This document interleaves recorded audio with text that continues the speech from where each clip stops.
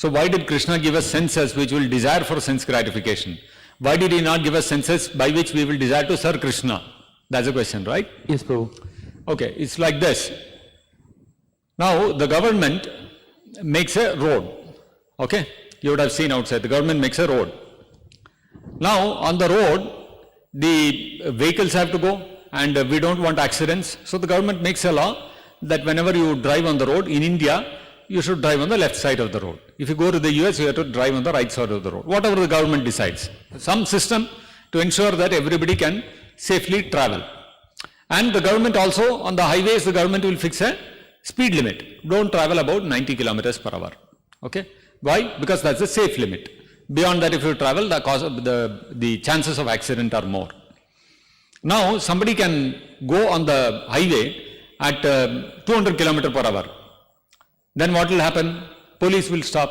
They will ask him, why are you speeding, sir? He will tell, why did the government allow the car manufacturer to make a car which can run at 200 kilometers per hour? Why did the government not put a restriction in the car manufacturer that it should run only at 90 kilometers per hour? Because the government has allowed, therefore they have made the car at 200 kilometers per hour which can go up to that much. So I am also driving at 200 kilometers per hour. You cannot take that argument, no? So the capacity may be there of the vehicle to travel higher, but then you have to go by the restriction. On some highway, if you go on some Yamuna expressway, they may allow 120 kilometers per hour. If you go to some normal state highway, they will say 80 kilometers per hour. Once you come into the city, they will say 40 kilometers per hour. So whatever is the speed limit fixed by the government, we have to follow that. So the point what I was trying to make is that the senses have been given to us by Krishna because we have a desire to intrinsically we have a desire to enjoy our senses. And that is why we have come to this material world in the first place. Originally we were all in the spiritual world serving Krishna. But then serving Krishna, how does it have to happen? Krishna is not interested in producing robots which can serve him. Krishna wants our loving service. Krishna wants a loving relationship with all of us.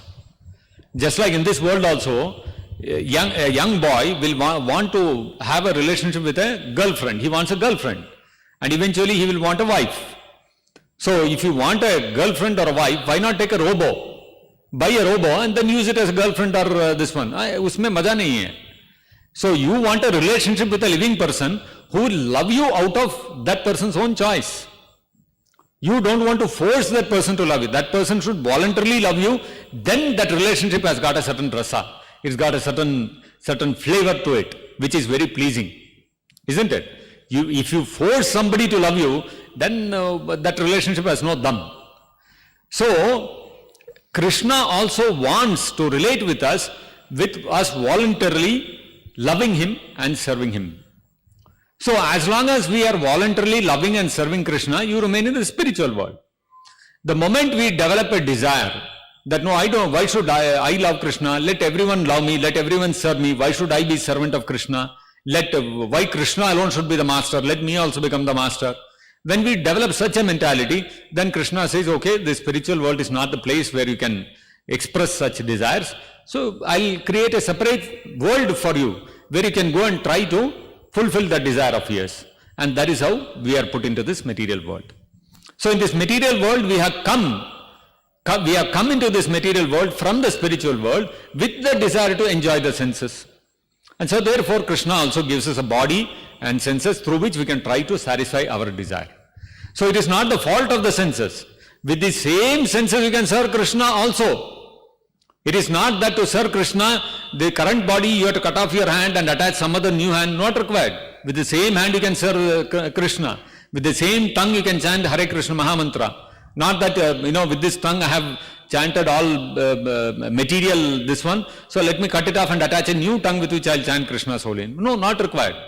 The same senses can be used in Krishna's service also. Same senses we can misuse and use it for our sense gratification also. So the problem is not with the senses. The problem is with our heart's desire. What we want to do with our senses. So therefore Krishna gives us an opportunity in this material world to do as we wish. Krishna is a very loving person. So he does not want us to do this. But then we want to, just like a child, small child is there, he doesn't understand what is fire. So the child says, I want to put my hand into the fire. Father will say, no beta, don't put your hand into the fire, it will burn. Child says, no, I want to put my hand. Father says, no, I will not allow you.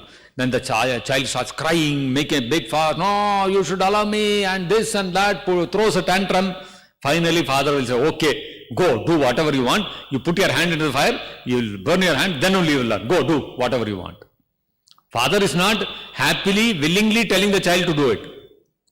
Child is forcing so much, so he said, okay, go learn a lesson. This is the only way you will learn. So similarly, Krishna does not want us to suffer in this world. But then, because we have that desire, strong desire in our heart, Krishna says, okay, try. But Krishna does not send us to this material world and forget us. Oh, chalo, bhaad mein jaane do isko. No. Krishna, after sending us also here, even though we have forgotten Krishna, Krishna is still not forgotten us. Krishna personally, what he senses incarnations. His incarnations like Ramachandra comes, Varahadev comes, Narsimhadev comes. All these avatars come, incarnations come, so that we can get attracted to their Leelas, we can revive our relationship with him and go back to him. Krishna gives the entire Vedas, all knowledge he gives, so that we can study them and we can understand what is the true relationship with Krishna and we can go back to Godhead. Krishna sends his messengers, the spiritual masters, Ramanujacharya, Madhvacharya, Srila Prabhupada, all such acharyas come. Over and above all this, Krishna personally also comes. Krishna personally comes and displays all his pastimes in Goloka Vrindavan, just like he did 5,000 years ago in Vrindavan in this material world. Why? He is showing us a trailer. My dear, all my children, why are you suffering like this in this material world? You see, this is the way you can enjoy, really enjoy with me. Come back to me. So Krishna comes and canvasses personally. So all this Krishna keeps doing so that he can reclaim us and take us back to Godhead. But the choice is ours. Krishna leaves the choice to us.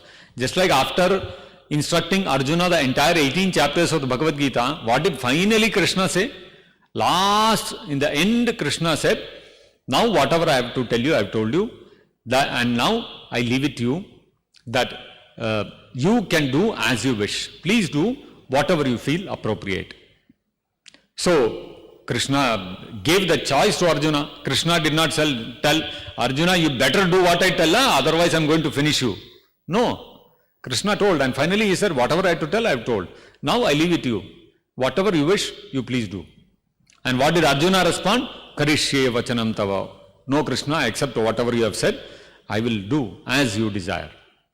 So, an intelligent person, a devotee, he will become a devotee of Krishna. He will accept his instructions. He will accept the shelter of a pure devotee, spiritual master like Srila Prabhupada, and he will make the best use of his human form of life and go back to Godhead. But those whose intelligence is not sufficiently developed, they will refuse to accept Krishna's instructions. Not understanding Krishna's mood, his love, the affection with which he is coming and telling us, giving us his instructions to surrender to him. That is how we understand.